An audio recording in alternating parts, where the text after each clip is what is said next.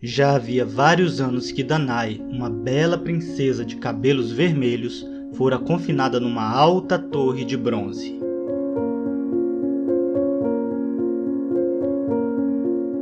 Aconteceu que seu pai, o rei Acrísio, andava preocupado por não ter nenhum filho homem, o que significaria o fim de sua linhagem. Foi então ao templo de Apolo em Delfos e conversou com Pitonísia, a sacerdotisa do lugar. Pitonísia lhe disse: Você nunca terá um filho homem e morrerá pelas mãos de seu neto. A profecia de Pitonísia deixou Acrísio paranoico. De início, ele buscava manter todos os homens longe de sua filha, condenando à morte qualquer um que se aproximasse de Danae com interesse. Por fim, vendo que chegaria o dia em que ela desposaria algum homem e teria um filho, que seria sua perdição, Acrísio mandou construir uma torre de bronze, afastada da civilização, e lá trancou Danae. E apenas uma criada poderia se aproximar para alimentar, mais ninguém. Danae chorou e implorou, mas nunca ninguém veio salvá-la. Lembrava-se dos homens que conhecera e lamentava a castidade que lhe fora imposta. Certo dia, pediu aos deuses que viessem em seu auxílio. Deuses do Olimpo, tão fortes e poderosos, salvem-me por suas mãos, ou de outra forma, usem um forte herói que venha me ajudar e me livrar de minha cela e de minha castidade.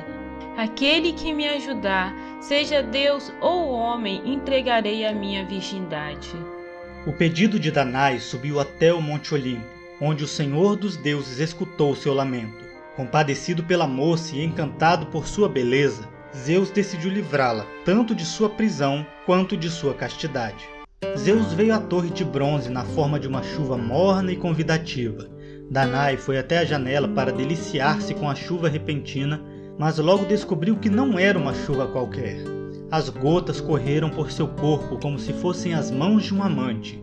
Escorregaram por suas coxas enquanto ela sentia mais prazer do que nunca sentira na vida, e assim Zeus tomou sua virgindade e colocou em curso o destino de Acrísio. Danae tentou de todas as formas esconder sua gravidez, mas quando sua barriga cresceu demais, a empregada acabou descobrindo. Compadecida pela princesa, a empregada nada disse ao rei. Juntas, esconderam a verdade sobre a gravidez de Danae. 9 meses se passaram e finalmente o filho de Danae nasceu, um menino que foi chamado de Perseu, por quem logo a princesa dedicou todo o seu amor. Mas Acrísio, que sempre andava perto da torre, à espreita, vigiando, ouviu o choro da criança. Aquele som pareceu aos seus ouvidos como a voz do próprio Thanatos, o deus da morte. Acrísio correu escadas acima e, quando descobriu o pequeno Perseu, ficou irado, pois ali estava a criança que faria da profecia uma realidade, mesmo que ele tivesse feito tudo para evitar. Com toda sua fúria, saltou sobre a empregada e a esganou na frente da princesa. Estava prestes a matar Danae e Perseu, mas temeu, pois os assassinos de parentes eram malditos diante dos deuses e dos homens. Então ele teve uma grande ideia. Encerrou a filha e o neto dentro de uma arca e os lançou ao mar, para que morressem de inanição ou contra as rochas do mar Egeu.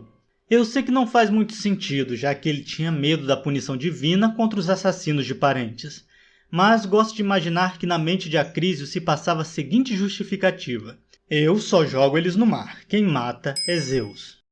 Com isso, Acrísio acreditou de ter se livrado da profecia, mas aparentemente a morte de Danae e seu filho não era a vontade dos deuses. Pela sorte, pelo destino ou pela providência divina, um pescador da ilha de Serifo, chamado de Dictys, encontrou a arca boiando no mar e, acreditando se tratar de algum tesouro, trouxe-o até o seu barco. Quando abriu a arca, ficou surpreso, pois lá estavam Danae e Perseu, adormecidos depois de tanto chorarem. Dictys os levou para casa, onde, junto de sua mulher, Climena, ouviram a história da jovem princesa e decidiram cuidar dela e de seu filho. Essa foi a origem de um dos maiores heróis dos tempos antigos, e apenas o início de muitas aventuras incríveis. Talvez você conhecesse essa história, talvez não, mas tenho certeza que algumas das próximas você nunca ouviu falar.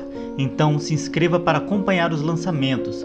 E se você adora mitologia, dê uma olhada na descrição do vídeo, lá você encontrará links para diversos livros de mitologia e em breve, livros da minha própria autoria. Então é isso, mitomaníacos, vejo vocês na próxima história.